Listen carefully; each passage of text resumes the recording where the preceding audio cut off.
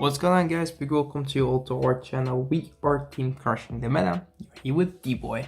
So I'm here for you guys with the deck profile on Premium Nubatama. So it's one of the decks that I have picked up in latest G. Whenever the Dominate mechanic came out, it was a deck that I really enjoyed a lot. Especially I picked it up to play against some of my friends to let them understand the mechanic, and also for me to understand the mechanic and also know how to play against it, because it was very hard deck to play against, especially when Rene came out. Became more difficult to play against. But now with the latest support from V, we actually could make a very strong premium deck. I mean, even the combination of him and Rene being not in the same deck, it's still very good to play this deck, and sort of really very strong. The only problem with this deck is it's not good in this format because of the rush that Neonectar and Neonectar Kagero could also do it, but pretty much in a very good rush format, this deck becomes less effective. So you could expect different Nubatama deck profiles on our channel, because Chris Flores is actually our Nubatama specialist. But we will also do a deck profile on his premium deck and his standard deck. For now, we will see my deck build. So with a grade 3 lineup, we start with 4 copies of Jimmy Congo and 4 copies of Magatsu Storm, and then we add the 1 copy of Zanki. I will come back and explain my choices. For the grade 2 lineup, we add 3 copies of Bakurin, 4 copies of Ungai, and 4 copies of Magatsu Gale. Grade 1s, 2 copies of Fuki. Normally I played 1 of each of the arts, but because this card has a misprint on it, I'm doing it like this, so it does not mess with my opponent. Then we add in 2 copies of the 3k 2 crits, and 2 copies of the Dollar that I really don't want to pronounce his name. And then we add 3 Strikeholders and 4 of the grade 1, which is pretty much a stable. You really need to play this at 4. It's actually the only grade 1 in this deck that you have to play at 4. All the other cards are the tech cards. For the trigger lineup, I play the 7 crits on 5 draws. It's something that I didn't want to do at first. I played 4 draw, 8 crits. Then I took it back to 6 on 6, and now I'm playing the 5 on 7. It's pretty much up to you, depending on the way that you build your grade 1 and grade 2 lineup. This deck, you do need your combo pieces, but you don't have to. Getting that crits in the right turn is good. You also need to put your opponent at like 4 or at least 3 damage to be able to kill them. If they are at 2 damage, then it's really hard for you to give them enough damage. And then I play the 2 on 2 heals. It also worked very good for me, defensively and also offensively. And then we play 1 of the starters from V. I think I maybe changed this for the different art, but we'll have to wait and see. Alright, then we have the G zone. For the G zone, you play 2 copies of Munjin Tumbu, as it still is kind of the only good first stride if you do not have GB, and also if your opponent haven't stridden yet. Then we have the 2 copies of Minjin Lord himself and 2 copies of Attacker Lord. Then we have a lot of one-offs. We start with 1 copy of the Minjin Lord, another good first stride. If you don't have Counterblast, then you go into this. This is the card from the trial deck, also very good. Then we also have 1 Mukuro. We have the 1 Drachma, which is not only Zero Dragon. I mean, this card is your finisher in this deck. You have a lot of finishers, but this is the finisher. And then we also have the first stride, which is Progenitor Dragon. So this is your best first stride and this is your best finisher. You need to play both of them in this deck. You need to. If you don't have them and you play Nuba, then I would say try to get them. Other card that you could add in this deck is the GB8. I don't play him. You don't have space for him. But pretty much if you... these are the one-offs in this deck. Like, except your Zeros and Progenitor. These are your one-offs. And if you want to take this guy out, then it's up to you to add a second copy of him or a second copy of this card, or to add in the GB8. It's really up to you. For me, I didn't add any of them. I kept it the way it is because sometimes your opponent does not give you Counterblast, and that one extra attack could make a big difference. Alright, G-eara, your big shield, your big asshole, and your flipper. Okay, let's go back and explain the deck. So, starting with the grade 3s. The reason why you play the 4 copies of Megatsu Storm are 3 reasons. First, you do need the shield in the early game, or let's say before your stride, or before the turn that you have to go into him and then they have the first stride. Why? First of all, he gives you a protect marker. Second of all, he's good shield by himself because he still has his ability to counterblast 1, retire 2 of your rare cards, and still be able to stop your opponent's Vanguard's attack. So those 2 things are very good defensively.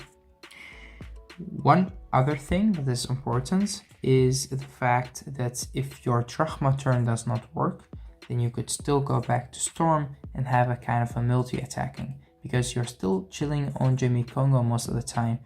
Your opponent still has 4 cards in their hand, and if they're sitting at 5 damage, then those 2 extra attacks that you make could finish your opponent off. So that's also very important. That's why Megatsu Storm works very good with Megatsu Gale, because he's the only one card in this deck that enables that combo. Alright, enough about how good this card is. Now, why do you play 4? The reason why you play 4 is sometimes if you get the first stride. If you get the first stride, you ride into Storm, then you want to discard a Storm to get to your Progenitor Dragon. And again, to be able to get him the right time to just ride into him and get the marker.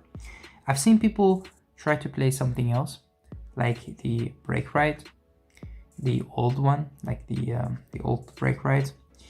I could understand that because of the combo that you do with it, like your opponent would have only 2 cards in their hand, but sometimes you die on him because he's an 11k, he does not give you a marker, and he does not have the defense value that this card has.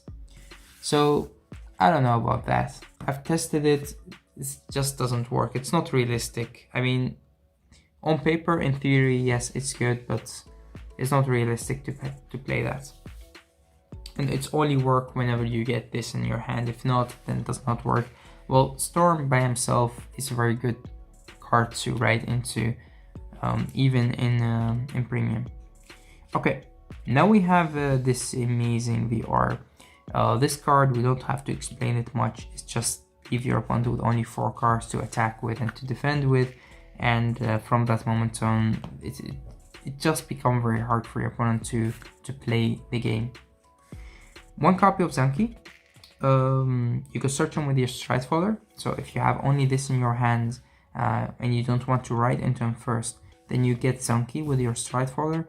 You ride into Zanki, which then you will get the first ability, and also you get the second ability before you ride into this, which is very important. Just give you an extra card to draw and also take out a card from your opponent's hand. And the big reason why you play Zanki is if your ride was like this. You first go into Storm, then you go into Jimmy, and then you go into Zanki. Zanki, whenever you ride into him, you will get the ability to dominate one of your opponent's triggers and attack another unit and give it to 2k. Then whenever you stride on top of him, you still get that effect again. So it's important that with Zanki you have 2 times his ability and also 2 times the trouble for your opponents. If we talk about the grade 2 lineup, then the first card we have is of course Gale. Again, it's a stable. It does give you very good value for a Counter Blast and a Soul Blast, which is the extra 5k, which means it could hit, 6k, which means it could still hit the opponent Force Vanguard for a 1 to pass if they give a 15k shield, but also it hits them because normally he's only 9k. Also, don't forget his second ability, which will give you Soul, get you more shield back to your hand, and enables your Megaxo Storm skill. So definitely a card to play at 4. Then we have the 4 copies of Ungai. Ungai is important for the fact that you play weaker cards. You play cards like this that you need to combine with Ungai, otherwise they're just too weak.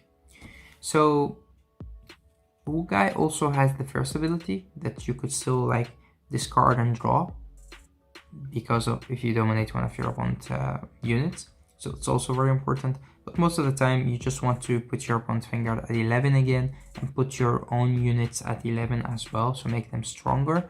And sometimes you also have like your Munjin Lord or your Munjin Timbu or other of your strides that, or even Zanki, that target one of your opponent's units and attack the Vanguard.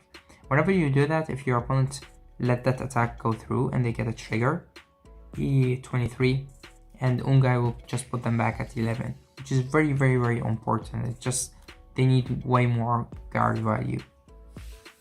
Okay, then we have Bakurin.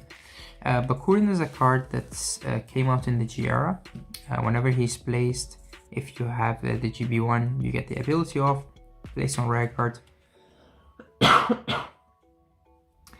Then if your opponent does not have any cards in their bind zone, he binds one of your opponent's cards. It's up to them to choose, but still takes one of their cards face down, and they get it back at the end of the turn, but normally they die that turn. So yeah.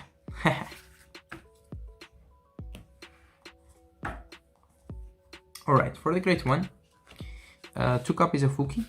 It's the amazing card actually. For a Counter Blast on 1 and putting him into your soul, you could bind a card at random from your opponent's hand face down, they get it back, but still it does bind another card. And this card does it at random, which is actually very, very, very important. Another good thing about this card is it's set if your opponent has 4 or more.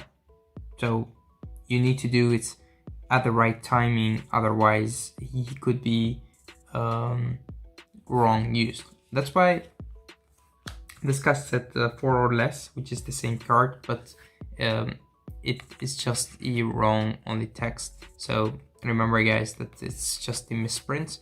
So it's always 3 or more if your opponent has 3 or more cards. But normally your opponent has 4 cards, and even if you use like the skill of him first, then they still have 3.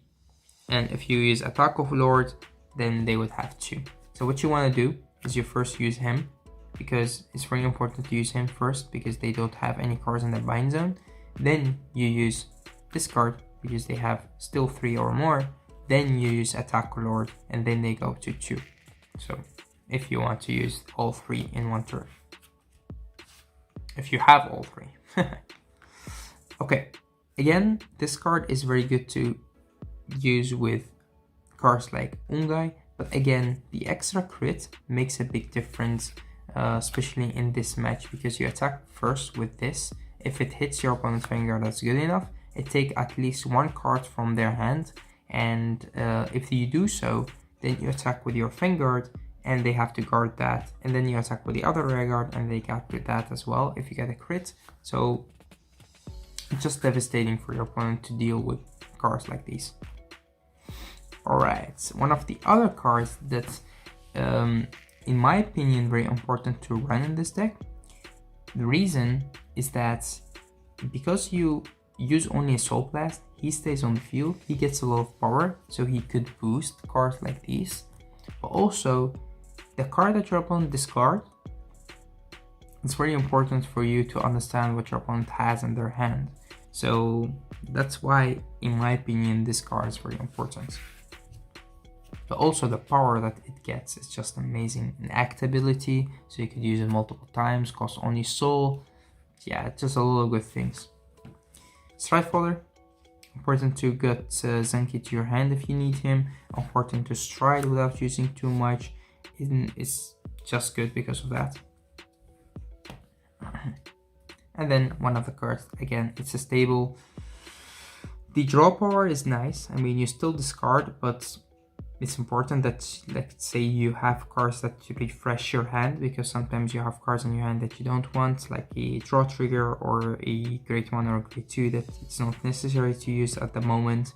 Then you pretty much could fix that. He also gives himself the power, so it becomes 11k, which is important to make the right numbers, because this boosting a 3k would mean that you have an 11k, and with the extra 3k you have 14k, which is perfect to hit everything. So it's also very important about this card. And also the counter charge. The counter charge is very important.